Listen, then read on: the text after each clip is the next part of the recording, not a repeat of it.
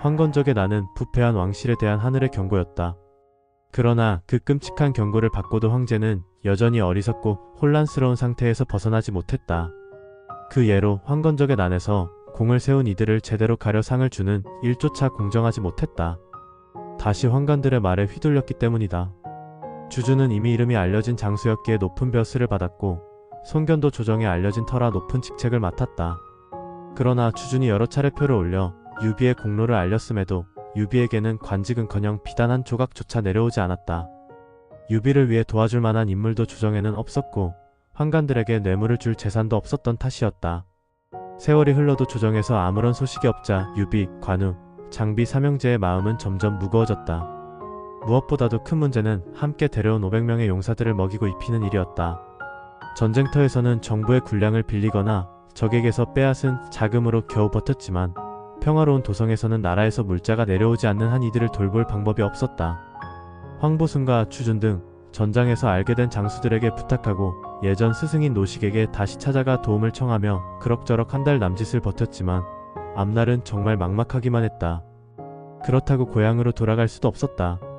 애써 싸우궁을 세워놓고 다시 탁현 시장 바닥에 건달로 돌아갈 수는 없었고 목숨을 걸고 함께 싸운 500명의 병사들을 빈손으로 돌려보내는 것도 차마 할 수 없는 일이었다.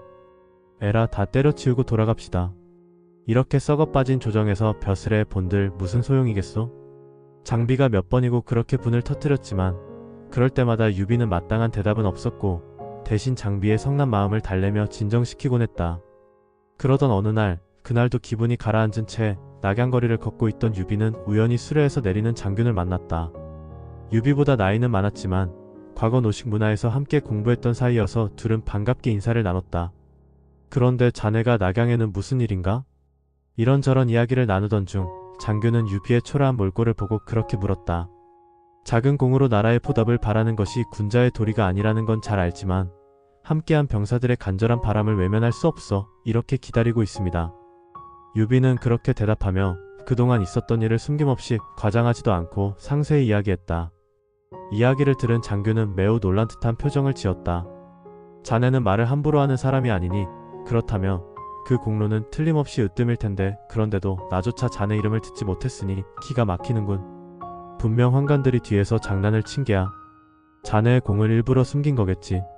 뇌물을 바친 자가 유비에게 돌아갈 벼슬과 상을 가로챈 것이 분명했다. 이에 장균은 단호하게 말했다. 걱정 말고 돌아가 있게. 내가 곧 황제께 직접 아뢰어 이 뒤틀린 일을 바로잡아보겠네. 유비에겐 그 어떤 보물보다 더 큰 위로였다. 그는 서둘러 돌아가 그 기쁜 소식을 두아우에게 전했고 다시 조정의 소식을 묵묵히 기다렸다. 한편 장균은 유비와 헤어진 뒤 곧장 수레를 몰아 궁궐로 달려갔다. 황제를 아련한 뒤 그는 간절히 말했다. 과거 황건적의 난이 일어난 것은 십상시들이 뇌물을 받고 벼슬을 팔며 권력을 도둑질했기 때문입니다. 가까운 자만 등용하고 원수가 아닌 이상 죄를 져도 처벌하지 않으니 결국 천하가 어지러워졌습니다. 그런데도 그들은 여전히 황제 곁을 둘러싸고 성은을 가로막고 있습니다. 공이 있는 자도 뇌물이 없으면 황제께 알릴 길이 없고 반면 하찮은 공만 세운 자가 큰 벼슬을 받습니다. 이대로는 나라가 무너질까 두렵습니다. 이제 간신들을 처벌하고 공 있는 자들을 당당히 포상하소서.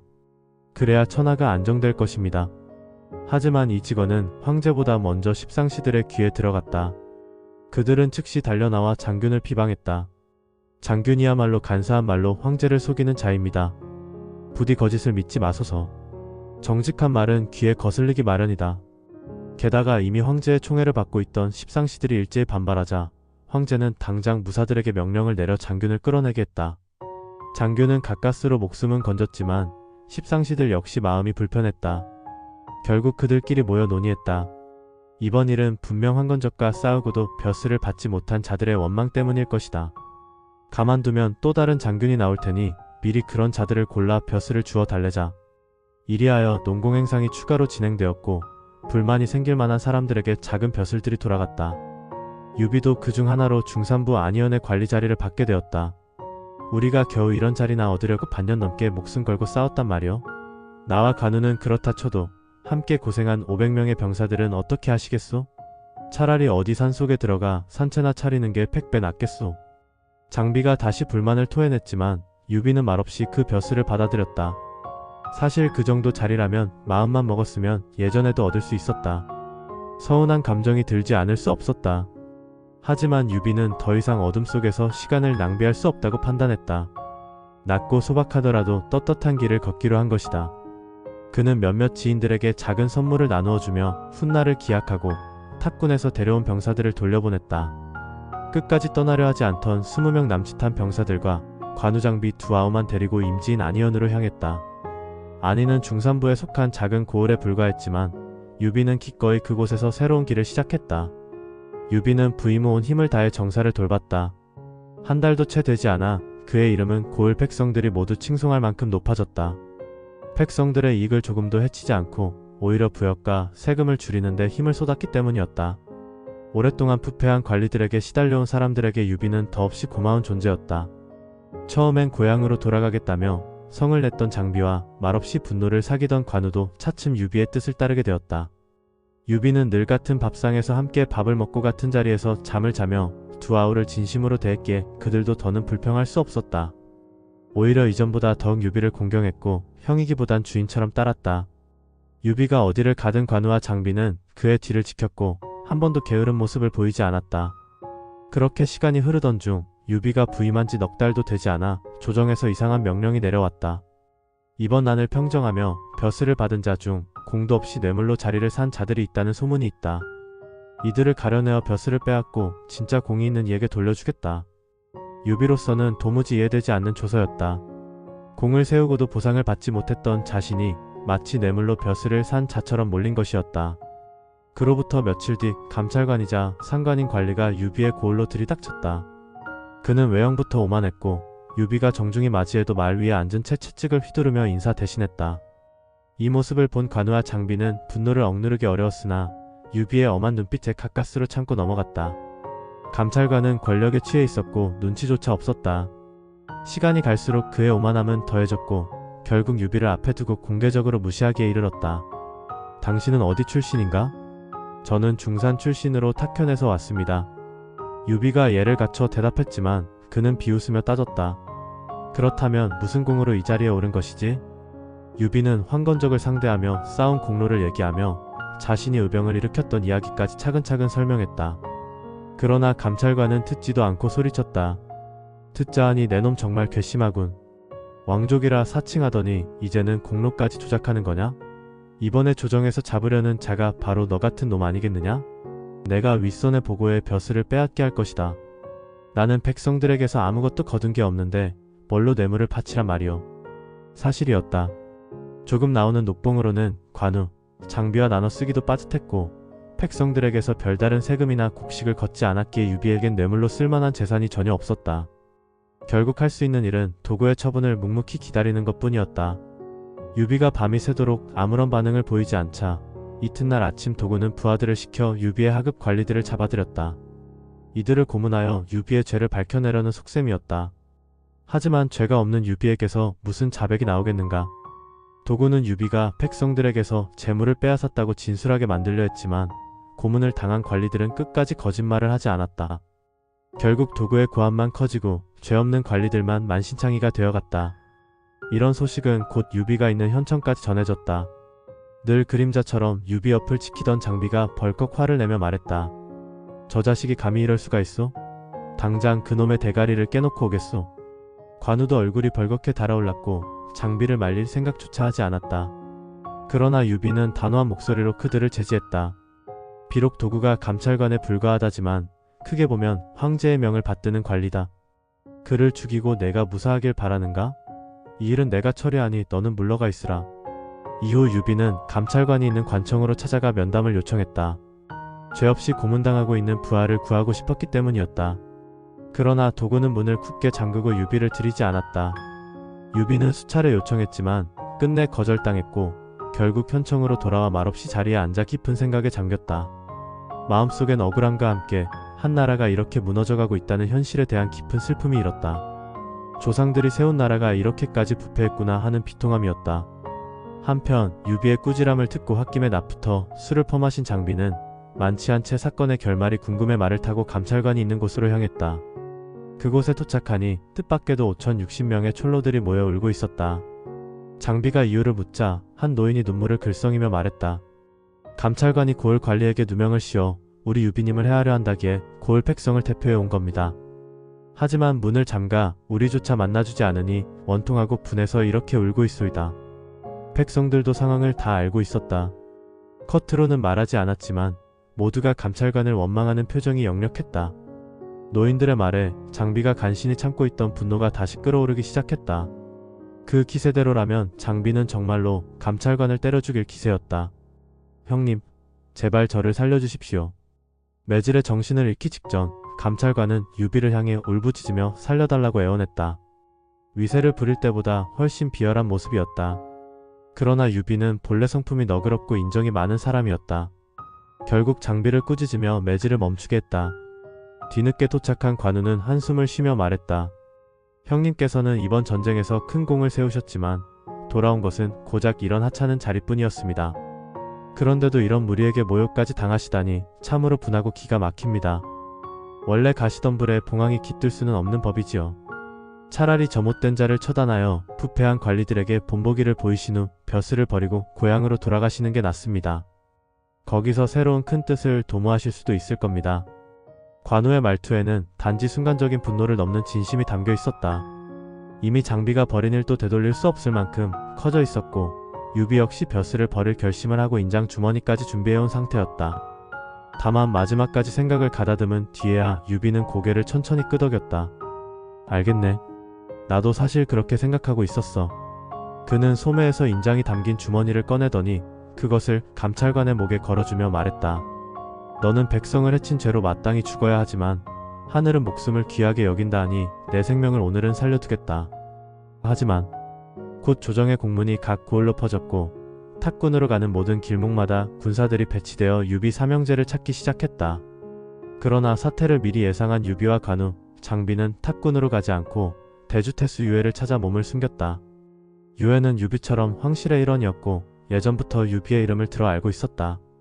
막상 만나보니 유비의 인품과 기상이 마음에 들어 조정에서 체포 명령이 내려졌음에도 불구하고 그들을 숨겨주었다. 나라를 위해 큰 공을 세운 유비 사명제가 오히려 죄인 취급을 받는 상황은 낙양 조정에서도 벌어지고 있었다. 황건적의 난이 진압되자 다시 권력을 쥐기 시작한 내시무리, 즉 십상시가 그 배후에 있었다. 난리 중엔 숨도 제대로 쉬지 못하던 그들이었지만 전쟁이 끝나고 병권이 다시 궁 안으로 돌아오자 십상시는 권력을 되찾기 시작했다. 간사한 말과 아첨으로 나이 많은 황제의 마음을 사로잡아 예전의 세력을 되찾으려 했다. 몇 달 전 유비를 위해 조정에 올바른 말을 올렸다가 끌려간 장균이 바로 그 첫 희생자였다. 하지만 그들은 거기서 멈추지 않았다. 앞으로 우리에게 협조하지 않는 자는 모두 제거해버리자. 그렇게 입을 맞춘 십상시는 먼저 화살을 황건적 진압에 공을 세운 장수들에게 겨누었다. 그들에게 뇌물을 요구하고 응하지 않으면 그를 제거하겠다는 수작이었다. 가장 먼저 그 대상이 된 인물은 황보승과 주준이었다. 십상시 우두머리인 장양과 초충이 사람을 보내 뇌물을 요구했지만 강직한 두 사람은 이를 거절했다. 이에 십상시는 둘을 모함하기 시작했다. 황보승은 실상 별 공도 없으면서 이름만 컸던 인물입니다. 그럼에도 높은 벼슬과 큰 상을 받았으니 부당합니다. 당장 벼슬을 박탈해야 합니다. 주준도 마찬가지입니다. 부하들의 공을 가로채 자기 이름만 드높이고 벼슬을 얻자 더 교만해져 백성들의 원망이 끊이지 않습니다. 이 역시 자리에서 물러나야 합니다. 황보승과 주준은 한때 황건적을 무찌른 영웅이었고 조정도 그들에게 감사하고 신뢰를 보냈었다. 하지만 잠시 평화가 찾아온 사이 늙은 황제는 진심 어린 조언 대신 아첨과 달콤한 말로 자신을 치켜세우는 십상시에게 다시 의존하고 있었다. 십상시는 황제에게 아첨을 일삼으며 깊이 들어와 있었다. 황제는 그들의 중상모략을 그대로 믿었고 결국 황보승과 주준은 이유 없이 벼슬에서 쫓겨났다. 그보다 더 어이없는 일은 내시들의 벼슬을 이유 없이 높여준 일이었다. 갑작스럽게 초충에게 높은 장군직을 내리고 장양을 포함한 10명의 내시를 모두 높은 귀족으로 봉했으니 이는 말 그대로 미친 짓이었다. 이처럼 벼슬을 주고 빼앗는 일이 엉망으로 이루어지니 나라의 다른 일도 제대로 돌아갈 리 없었다. 황건의 난이 잠시 조정을 각성시킨 듯 했지만 후한 조정은 다시 썩어 들어갔고 백성들은 여전히 폭정과 착취의 어둠 속에 놓이게 되었다. 정치가 썩고 백성들의 원성이 높아지면 그 틈을 타는 건 언제나 야심가와 도적의 무리들이다.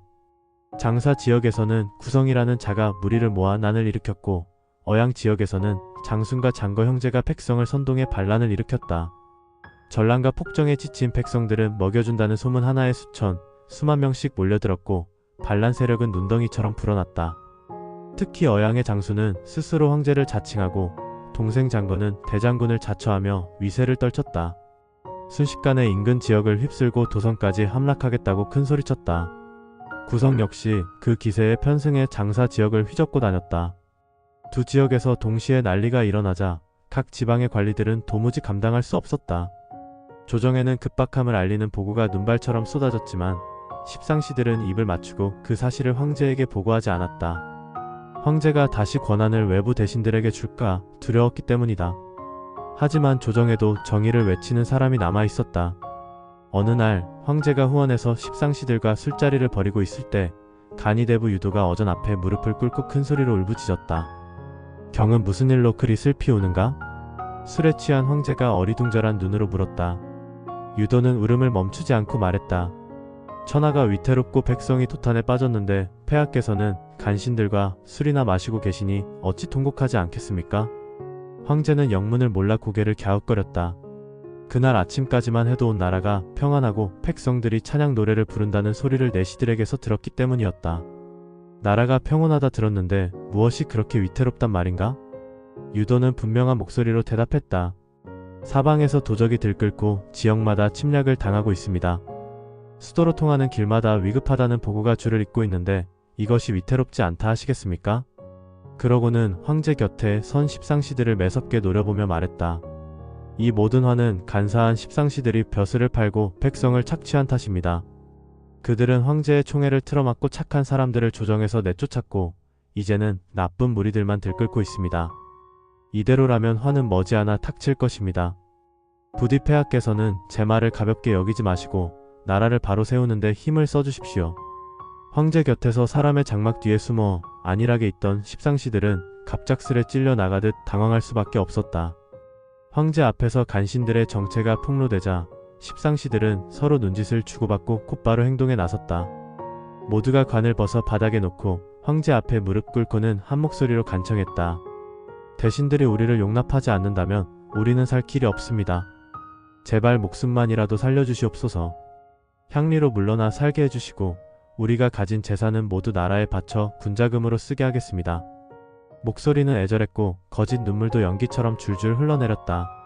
그 광경에 유도의 진심 어린 충언에 잠깐 흔들리던 황제의 마음은 다시 십상시들의 거짓 충성으로 가득 채워졌다. 당연히 황제는 유도에게 화를 냈다. 너도 내 곁에 사람을 두고 있지 않느냐? 그런데 왜 내게는 그것조차 용납되지 않는단 말이냐? 곧바로 무사들을 불러 유도의 목을 베라는 명령을 내렸다. 죄목은 다름 아닌 죄 없는 십상시를 모함했다는 것이었다. 황제의 말에 유도는 크게 한탄하며 소리쳤다. 이 목숨이야 아깝지 않지만 한나라의 천하가 참으로 가련하구나. 400년 이어온 이 나라가 이렇게 허망하게 끝나다니. 하지만 그의 절규는 이미 귀를 닫아버린 황제에게 닿을 리 없었다. 황제는 오히려 무사들에게 그를 끌어내 처형하라고 재촉했다. 그때 무사들이 유도를 끌고 가려는 순간 한 대신이 급히 달려와 소리쳤다. 잠깐, 유도에게 손대지 마시오. 내가 직접 폐하께 말씀드리겠습니다. 그 인물은 대신 중 하나인 진탐이었다. 그는 먼저 유도에 대한 형을 중지시키고는 황제 앞에 엎드려 물었다. 유도 대부가 도대체 무슨 죄를 지었다고 죽이려 하십니까? 황제는 차가운 눈빛으로 대답했다.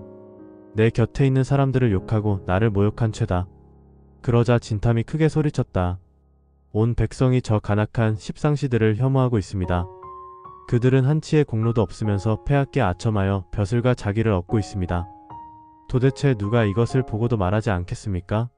특히 봉서 같은 자는 황건적과 내통하려 한 전력도 있습니다. 그런데도 폐하께서는 왜 저들을 멀리하지 않으십니까? 나라가 무너지는 것을 두 눈으로 보고 계시겠단 말입니까? 황제는 무덤덤하게 반박했다. 그들이 그런 음모를 꾸몄다는 건 아직 확실하지 않다. 또 그들 중 몇 명쯤은 충신도 있지 않겠느냐? 결국 황제는 끝까지 십상시를 감싸고 돌았다.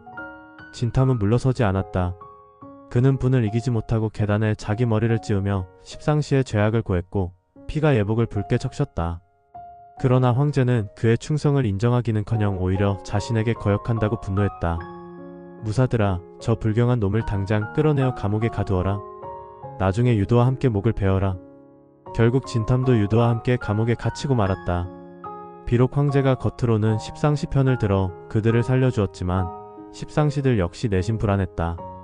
대신들이 유도와 진탐을 구해내려 움직일 것을 걱정하고 있었던 것이다. 조정은 유도와 진탐이 입을 열어 더 큰 논란을 일으킬까 두려워 결국 그날 밤 몰래 사람을 보내 두 사람을 죽였다. 그리고 나서야 구성과 장순 형제를 어떻게 처리할지 의논하기 시작했다. 이번에는 지난번 황건적의 난처럼 도성의 군사를 밖으로 내보내서는 안 되네.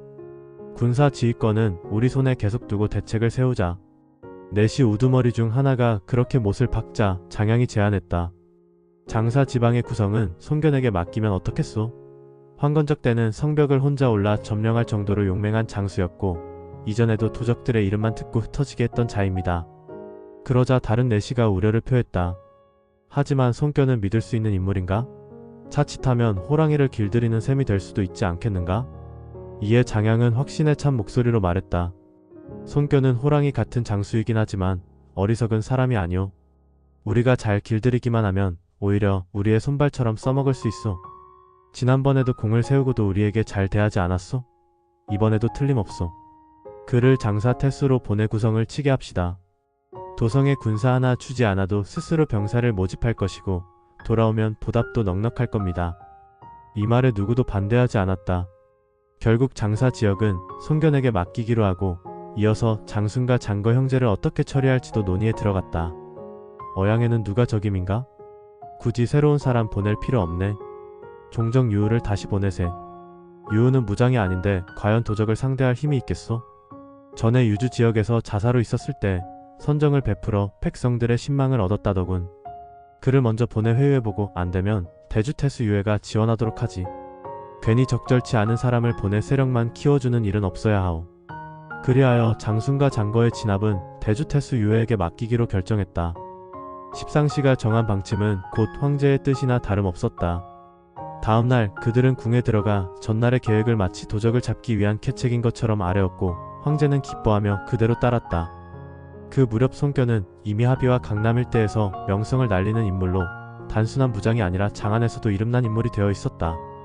황건적의 난에서 공을 세운 그는 독립부대를 이끄는 장수로 성장했고 이후 변장과 한수가 일으킨 난을 진압할 기회를 또 한 번 얻게 됐다. 당시 조정은 동탁을 중랑장으로 임명해 토벌하러 보냈으나 성과가 없자 다시 장온을 새로운 장군으로 임명했다. 장온은 손견을 군사 보좌관으로 추천했고 이로 인해 손견은 전장에 나설 기회를 얻었다. 장온이 서쪽으로 진격해 장안에 이르자 황제의 명령으로 동탁을 불러들였다. 동탁은 마지못해 장안에 왔지만 정해진 날짜를 어기고 장온의 질책에 무례하게 대응했다. 이를 지켜본 손견은 조용히 장온에게 말했다. 동탁은 지은 죄를 겁내지 않고 오히려 올빼미가 나래를 펴 맹위를 떨치듯 큰소리만 치고 있습니다. 거기다가 군령이 정한 기일까지 어겼으니 마땅히 군법을 표목을 베야 합니다. 동탁은 그 위명을 일대에 널리 떨치고 있는 자인데 이제 그를 죽이면 서쪽으로 간들 누구에게 의지하겠는가? 그래도 동탁의 용맹을 아끼는 장온이 근심스레 물었다. 이에 손견이 더욱 강경하게 권했다. 명공께서는 친히 왕병을 이끌고 출전하시어 위세가 천하를 울리게 하는데 어찌 동탁 따위의 하찮은 이름에 의지하려 하십니까? 제가 동탁에 하는 양불 보니 용서할 수 없는 죄가 세 가지나 됩니다. 첫째는 윗사람을 가볍게 여기고 예를 갖추지 못한 죄며 둘째는 도적이 바로한 지 여러 해 되도록 토평하지 못해 군사의 길을 꺾이게 하고 백성들로 하여금 조정의 힘을 의심게 한 죄며 끝으로는 대임을 막고도 공을 이루지 못한 주제의 소환을 받고도 기일을 어기고 또 와서는 처토록 기고만장한 것입니다. 예부터 뛰어난 장수치고 천자께서 내리신 부활에 의지의 무리를 이끌 때 죄 지은 자를 목베어 위험을 세우는 것을 망설인 적은 없습니다. 만약 명공께서 지금 동탁을 목베어 위험을 세우지 않으시면 장차 그 화가 어디까지 미칠지 모를 것입니다. 그러나 장훈은 차마 동탁을 죽이지 못하고 오히려 손견을 달래보냈다. 자네는 이만 돌아가게. 자칫 동탁의 의심을 살지도 모르겠네. 덕분에 동탁은 죽음을 면하고 장훈의 휘하에 들어 다시 양주로 진군하게 되었다. 변장과 한수는 조정에서 보낸 대군이 동탁의 군사까지 아울러 오고 있다는 말을 듣자 대항할 엄두를 내지 못했다. 급히 무리를 읊고 각기 항복을 애걸해왔다. 이에 장훈은 싸움 한번 해보지 못하고 군사를 돌려 낙양으로 돌아왔다. 나는 진압되었다 해도 싸움이 없었으니 농공행상이 제대로 있을 리 없었다. 그러나 송견이 3가지 죄를 들어 장훈에게 목베기를 권했다는 소문이 퍼지자 듣는 사람치고 감탄하지 않는 이가 없었다. 그때 벌써 동탁은 모두에게 미움과 두려움의 대상이 되어 있었던 것이다. 십상시들도 처음에는 그가 주는 뇌물 맛에 줄곧 그에게 군권을 주어 변방을 지키게 했으나 별 공도 없이 자기 세력만 기르려 하자 차차 의심하기 시작했다. 동탁을 보는 눈길이 그처럼 미움과 두려움 아니면 의심에 가득 찬 바람에 거꾸로 득을 본 것은 송견이었다. 그는 싸움 한번 않고 대단한 이름을 드높였을 뿐만 아니라 별로 학문이 깊지 못한 그에게는 명예롭기까지 한 의랑 자리에 오르게 된 것이었다. 그런 뜻에서 보면 방금 그 토벌을 명받은 구성 또한 송견에게는 중요한 성공의 디딤돌이 되었다. 장사 태수로 내려간 송견은 한편으로는 선정을 펴 백성들을 어루만지고 다른 한편으로는 벌써 10년이 넘도록 그를 따르는 내 장수 황계한당 정보 조무를 앞세워 구성의 무리를 쳤다. 그렇지 않아도 드높은 송견의 위명이었다. 그가 장사의 태수로 왔다는 것만으로도 떨며 굴복해야 할 판에 생각 밖으로 세심한 보살핌까지 곁들이자 백성들의 마음은 금세 구성의 무리에게서 돌아섰다. 거기다가 벌써 수십 번의 크고 작은 싸움을 치른 송견의 내 장수가 정예한 관병을 이끌고 토벌해 오니 구성의 무리는 견딜 재간이 없었다. 달포 남짓 지나자 무리는 흩어지고 구성은 사로잡혀 배임을 당하고 말았다. 그러나 송견은 거기서 그치지 않고 다시 이웃군에서 구성과 내통하여 난리를 꾀하던 주조곽석의 무리들까지 뿌리 뽑으니 장사의 이웃한 세군이 일시에 조용해졌다. 조정은 그런 송견을 오정우에 봉해 그 공을 기렸다. 한편 장거, 장순의 무리를 토벌하기 위해 유주목이 되어 내려간 유우는 생각보다 훨씬 큰 척세에 놀랐다. 장순의 무리는 그 사이 10여만으로 자라 오한교의 기조, 우북평태수 유정, 요동태수 양종 등을 죽이고 청주와 기주까지 세력을 뻗치고 있었다. 거기다가 오한의 초왕 등과도 손을 잡아 유주는 안전한 곳이 거의 없다시피 했다. 백성들에게 지난날의 은혜를 상기시키고 도적의 무리에게 현혹되지 않게 하는 일도 다스림이 있은 뒤에나 기대할 수 있는 것이었다. 당장 발 붙일 곳조차 마땅찮은 유우에게는 필요한 게 먼저 자신을 임지에 있을 수 있도록 지켜주는 무력이었다. 이에 유우는 우선 성곽이 튼튼하고 높은 개성의 관부 아닌 군영을 열고 먼저 다스림의 근거지를 확보하는 일에 착수했다. 장거와 장순이 그걸 보아 넘길 리 없었다. 곧 대군을 몰아 개를 공격해왔다. 이미 허약할 대로 허약해진 추군들인데다 그 자신 대단한 장략을 지니지도 못한 유우에게는 당연히 견디기 힘든 공격이었다. 다급한 유우는 같은 종실이여 가장 가까운 고을의 태수가 되는 대주태수 유우에게 구원을 청했다. 유연덕과 관우, 장비 삼형제를 숨겨주고는 있어도 그들이 왕법을 어긴 죄인이라는 게 자목 꺼림칙하던 대주태수 유해는 구원을 바라는 유우의 글을 읽자 그걸 그들 삼형제를 위한 좋은 기회라 생각했다. 곧 사람을 보내 현덕을 부른 뒤 유우의 글을 내보이며 말했다. 비록 그 도구가 탐악한 자라고는 하나 조정이 보낸 관리임에는 틀림없으니 그 세계 매질을 한 것은 왕법을 범한 것이 아닐 수 없네. 그런데 이제 그 죄를 씻을 좋은 기회가 왔네. 군사 3천을 빌려줄 테니 가서 유배관을 구하게. 그러지 않아도 구차하게 숨어 지내는 것이 지루하고 괴롭던 유비였다. 유해의 그 같은 말에 크게 기뻐하며 기꺼이 따랐다. 관우, 장비도 현덕과 크게 다를 바 없었다. 특히 놀고 먹느라 온몸이 근질근질하던 장비는 싸울 일이 생겼다는 말에 어린아이처럼 좋아했다. 유관, 장 삼형제는 그날로 대주병 3천을 빌려 바람과 같이 개로 달려갔다. 그들이 밤을 낮삼아 달려 깨에 이르렀을 때는 장거의 무리가 한창 공성의 열을 올리고 있는 중이었다. 이딴 승리에 취해 마치 천하가 저희들 것이라도 된 듯 경계를 게을리하고 있던 반도들은 갑작스런 원병이 나타나자 당황하고 말았다. 10배가 넘는 군사를 가지고도 어이없이 무너지기 시작했다. 그걸 보자 현덕 삼형제와 대주병들은 더욱 힘이 났다. 관우의 청룡도와 장비의 사무가 배고 흐리고 찌르고 쑤시며 트는 길로 군마가 홍수처럼 밀려들었다. 성 안의 유주병들도 보고만 있지는 않았다. 기세 좋게 성문을 열고 나와 뒤를 바치는 장거의 군사들은 30리나 쫓겨난 뒤에야 간신히 패군을 수습할 수 있었다. 그 다음부터는 분전의 연속이었다. 데려간 대주병 3천에다 그들이 분전으로 사기를 회복한 유주병 마녀가 가세하니 보름도 안 돼 유주일 때는 유우의 다스림이 미치는 지역이 되었다. 그러자 유우는 민심의 수습에 들어갔다. 수하의 관원들과 군사들에게 터럭만큼도 백성을 괴롭히지 못하게 하고 장거의 무리에 가담했던 자라도 마음 바꿔 돌아오면 관대하게 용서해 주었다. 그런 다음 오한의 초항 등 장거의 모반에 동조한 자들에게는 그를 보내달라는 반면 장거와 장순의 목에는 큰 상을 걸었다. 민심이 차츰 자신을 떠나고 동조자들도 하나 둘 떠나가자 일이 그른 것을 안 장거와 장순은 처자까지 버리고 변경 밖으로 달아났다. 장순은 그 수하인 왕정에게 목이 잘려 유에게 되돌아오고 장거는 장순이 죽고 그 졸개들마저 항복해버리자 스스로 목 매달아 죽었다.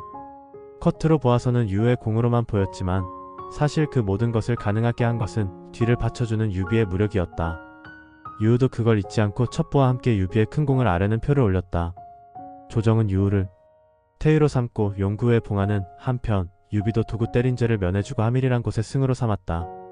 그 뒤 다시 유비는 코당이란 곳에 위로 옮겼는데 어느 편도 세운 공에 비하면 하잘것없는 군리에 지나지 않았다. 나중에 간신히 별부사마로 평원의 현령을 맡게 되지만 그것도 실은 공손찬의 강경한 표문 덕분이었다.